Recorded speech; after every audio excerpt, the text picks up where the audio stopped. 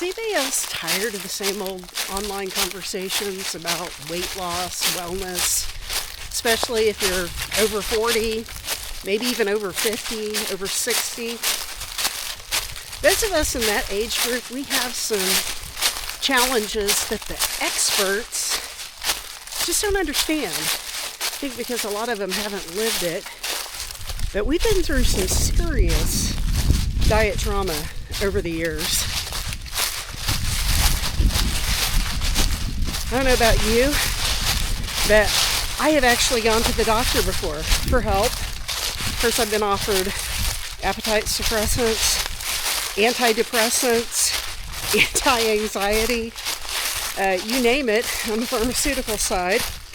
I've been given diet sheets telling me what to eat and giving me a calorie limit of 800 to 1,000 calories a day. I even had my doctor tell me once that I needed to get real and that, we both knew that if I was dropped on a desert island and didn't have any food available, that I would lose weight. It's like, well, yeah, thanks. That's super helpful because, of course, my primary goal in life should simply be to lose weight, not to lose body fat, and certainly not to just simply be healthy. So for years, we were given the option of, hey, why don't you starve? And now there's kind of this weird trend where you've got these 20-something fitness influencers who think they know everything, which, man, what I would give to be 20-something again and think I knew everything, because the older I get and the more I actually know, the more I think I don't know anything. If having knowledge about this weight loss and wellness thing could actually make it happen, I would have been where I wanted to be a long time ago. But there's more nuance to the conversation. There are real people involved. And I'm kind of tired of being put in a box. Be keto, be carnivore. I'm on Weight Watchers, I'm on Noom, or whatever it is. And there's nothing wrong with those things. I've done pretty much all of them, trying to figure my own stuff out. The last 10 years, almost 10 years, I've been a professional weight loss and wellness coach. It's what I do for a living. But 3 years ago, I was at my goal weight. I was getting strong because I do weight train. But I don't know, the end of perimenopause, then that moment of hitting menopause, and then postmenopausal, it's like the same kind of hormone shifts that made me need to lose weight when I was, 11 years old, 10 and a half years old, and set me on this lifelong, I would say journey, but it's felt more like a war. Those same kind of hormone shifts hit, and all of a sudden, the things that I had been doing that had gotten me back to my goal weight just became harder and harder and harder. And in those 3 years, and I don't know, the last 6 months, I've begun to make some headway in turning things around. But one of the things that I've learned is it is not good for me to only eat 1,000 calories a day. 1,300 calories a day. I want to be able to actually thrive and be healthy instead of just lose weight. I'm sick of every day being about how do I lose weight? So I started this channel, with a Ninja Creamy ice cream recipe because that seemed safe. And for weeks, I've been putting off doing an actual video. I have practiced and practiced talking into the camera, trying to get it where I would just relax, like I am just talking to you, the one person maybe that's on the other end of this conversation who feels that same kind of pain, that we have done everything that the experts or they have said to do for all our lives. And instead of it being something that has led us to a place of healing and good relationship with food, like we are more confused, more hungry, and some of us fatter than ever. Thankfully, that is not the case with me, but I have watched too many people in the last almost 10 years who I know are doing the right things, eating healthy foods. They're doing the activity, and by all counts, should be experiencing a different outcome, yet somehow aren't. And everybody has their opinion. I mean, I'm sure on this video there will be plenty of people, if you would just do this, if you would just do that.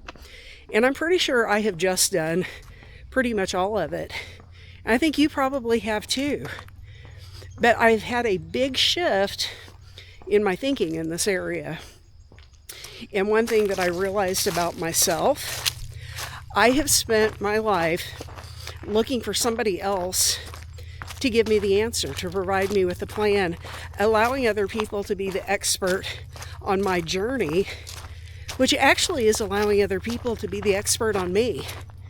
And I'm the expert on me. You're the expert on you. And so I started looking at all of these plans, all of those things that we look at, when you're standing in the grocery store and you're looking at all of the different magazines, especially Women's World. I always check the diet on Women's World. In fact, I am a professional dieter because of Women's World, because they paid me $175 once to try out one of their diets for a week and then report back so that they could write a report for the magazine. But it's what we do. We look, we're like, what is the next big thing? And it's like, ooh, shiny. I can lose 20 pounds by Thursday if I just do this. Well, it's never worked doing it that way. And it has put me, and maybe you too, in this cycle of, all right, let me get in this box, or let me get in that box. It's kind of this very binary thing, very, closed-minded about how we eat and how we approach food. And recently, I have shifted from, I'm not dieting anymore, but don't get me wrong, I'm not quite to the point of intuitive eating. I still use tools, but I look at all of them as just that. They're tools. No corporation can cultivate the perfect plan for me. No doctor can cultivate the perfect plan for me, because I've got to take into account my actual life, my actual feelings. One thing that I've said a lot recently is it really doesn't matter what the ideal thing is. What really matters is what the I do thing is.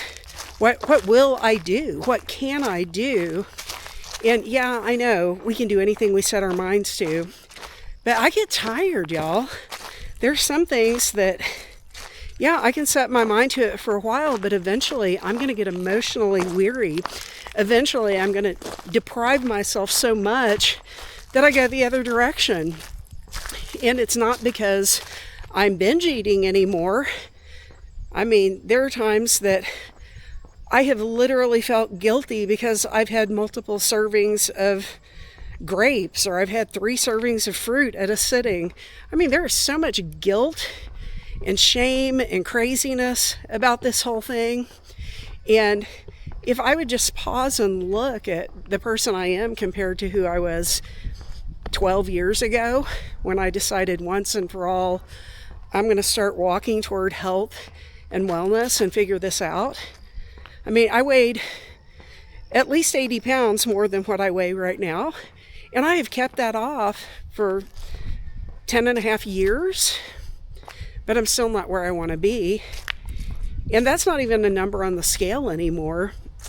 It's more about having peace in the journey, about not feeling like I'm fighting with my body or fighting with food, or more importantly, fighting with appetite every single day.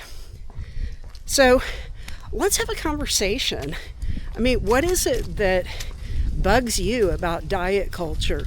Where is it do you feel like everything has just broken down when it comes to figuring out your own journey? What conversations do you need to hear? Are there mindsets that you've recognized that you need to address? Because I think if we have some of these conversations just person to person, create a community that is not dictated by the traditional experts, but where those of us who have just decided to be experts in our own journey come together and we share experiences. Because ultimately, just because something works for somebody else, it doesn't mean that it'll work for you. Just because it's the most scientific thing, or like I said, the most ideal, doesn't mean it's necessarily going to work for you. But you can take bits and pieces. You can take those tools. You can learn from other people's experiences. And maybe, just maybe, finally create a plan that you can live with, that nobody else can change, that it's all up to you. And you just figure out how to use the tools that are right for you in your journey.